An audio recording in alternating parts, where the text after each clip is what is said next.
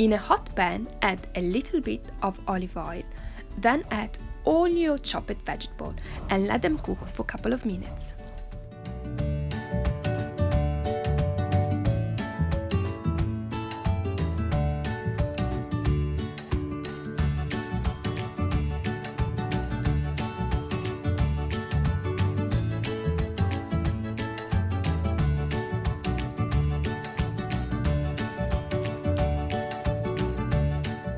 Make sure you mix them once in a while so they don't stick to the bottom of the pan. Now add the seitan and mix well.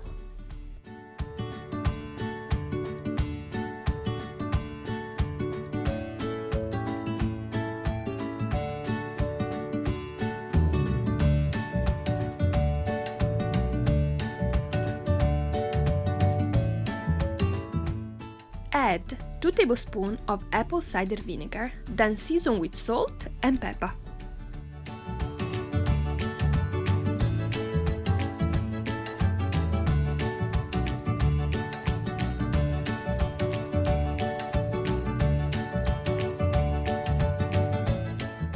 At last, add 1 tablespoon of tamari sauce, mix well, and also add 1 bay leaf.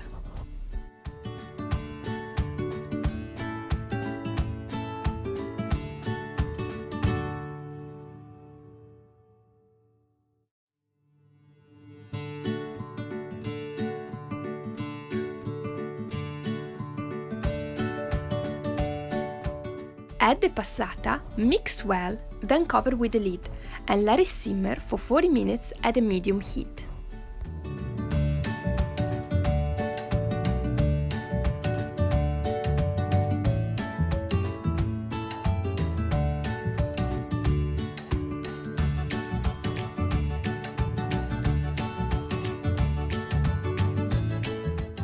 In a pan, melt some coconut oil. Help yourself by mixing a little bit with a whisk. Once it's completely melted, add your potato starch and mix well until there are no more lumps.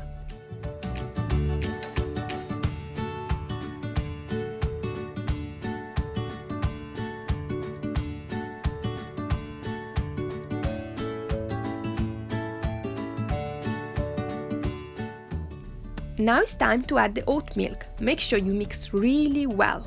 Then keep mixing and cooking until the sauce becomes really thick. It will probably take around 5 to 7 minutes depending from how cold was your milk.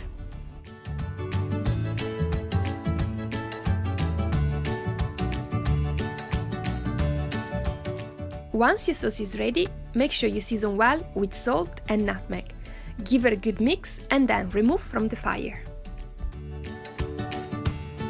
Ciao everybody, how are you today? So I'm going to share today a very special recipe. Cannelloni is very dear to me, this recipe, because my mom used to make it a lot growing up. So sometimes she would make normal lasagna, sometimes she would make cannelloni, sometimes pasta pasticciata.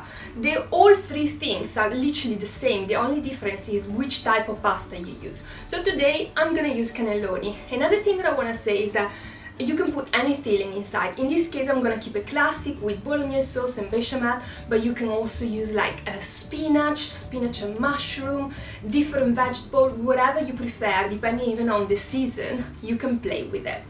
So I'm going to show you how to use the pre-cooked cannelloni. In this case I'm holding a raw cannelloni, which means that I haven't cooked it. I would say if this is the first time you make cannelloni, make sure you use it raw because it's easier to handle and fill it up with your sac à poche. If instead you're very confident, go ahead and pre-cook a little bit your cannelloni as I did. All I did, I cooked them in boiling water for 3 minutes, no more than that. So that will speed up the time that they take to cook in the oven. So instead of 40 minutes with the raw cannelloni, it will take only half an hour with the pre-cooked cannelloni.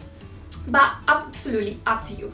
So how do you find out how many cannelloni you need for your tray? So in this case, I could see that I need like 5 on one side and 5 on the other, so it's gonna be 10. You don't wanna put it one on top of each other, you wanna make sure that it's just a flat layer. So here I got my tray, I got my pre-cooked cannelloni, let's start. Okie dokie, so I'm gonna move this out of the way for a moment. here I got my bechamel sauce that you saw how to make it in the video, and here I got my bolognese. So you got two ways to fill them up. You can simply use a spoon, or you can use a sac à poche. So the sac à poche made everything easy because you literally just pipe into the cannelloni. I remember my mom growing up, they didn't have sac à poche. Sac à poche was something that only the pastry chef would have, and it took much longer. So if you want to speed up the process, use a sac à poche. So what I'm gonna do, here I got some chopped cheese. You can also have grated, it's absolutely up to you. It doesn't change anything. I'm gonna add a couple of spoons of bechamel sauce and a couple of spoons of my bolognese. So here we go. So basically I'm gonna mix the filling already. So once it goes inside the sac à poche and then into the cannelloni, it's already like nice and mixed. Here we go. And then a little bit of bolognese. You can always make extra later, so you don't want to do too much right now, you don't want to waste it. Here we go. So this should do. I'm gonna give a little mix. There we go. This looks absolutely lovely. And also one thing you want to make sure is that your bolognese is really perfectly seasoned, so it's not like missing on salt. And the same thing goes with your bechamel sauce. You want to make sure that both things are seasoned. Also, if you pre-cook your cannelloni, you want to boil them in salted water, because as well the pasta will have already more taste than if it isn't cooked with any salt. So I'm gonna get my cannelloni and move aside my bolognese sauce.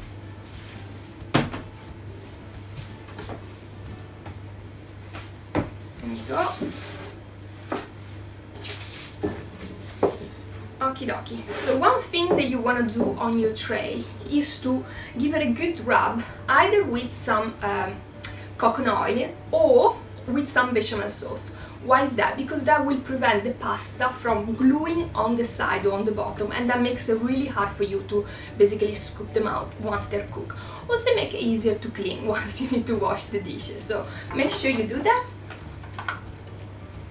There we go. So like a generous spoon of bechamel sauce, and then you just move it around. There we go. And then we're gonna keep a generous layer for the top. So don't worry if you have bechamel sauce left over. Now I'm going to fill up my sac à poche with the mixture.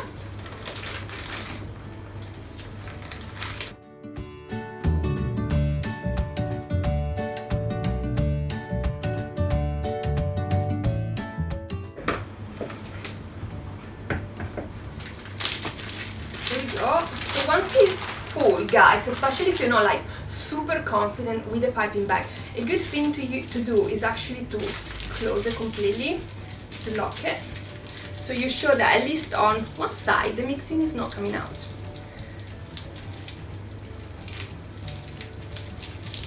Here we go. Perfect.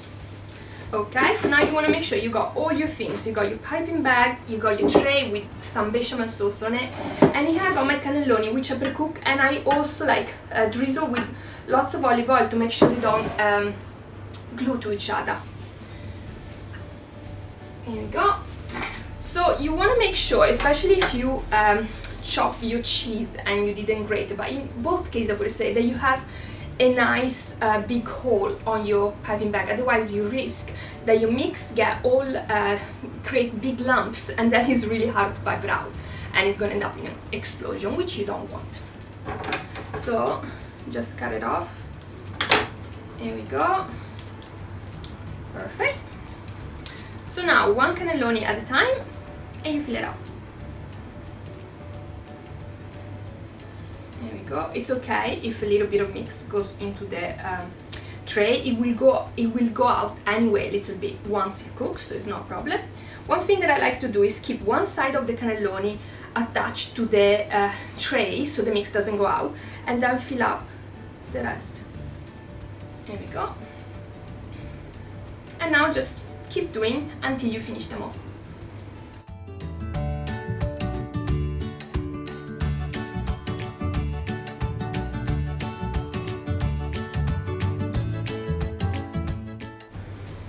Here we go. So that's what they look like. So you want to make sure that they're all one layer.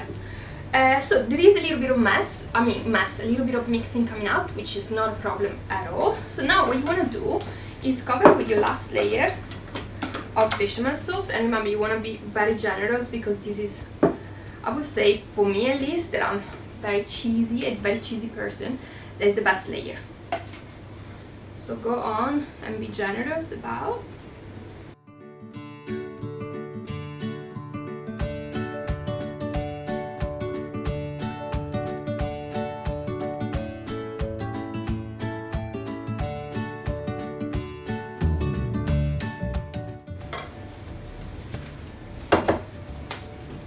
Here we go. So this is done. Now, on a real cannelloni or lasagna or pasta pasticciata, you would cover with some parmesan cheese. So vegan cheese, it's absolutely amazing, but it's not as magical. So it doesn't create that nice color on top. So one thing that you can add, if you want to have that nice crispy color on top, is to mix a little bit of your vegan cheese with a little bit of breadcrumb. So a little bit of that, and then a couple of yeast flake, nutritional yeast flake. There we go. Then you want to give it a little mix, and then place this on top.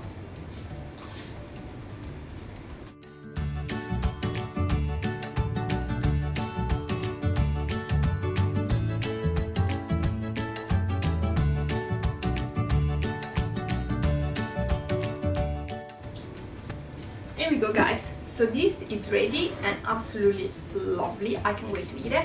Now it's ready to go in the oven for 30 minutes at 180 degrees, and then I'll show you how it looks.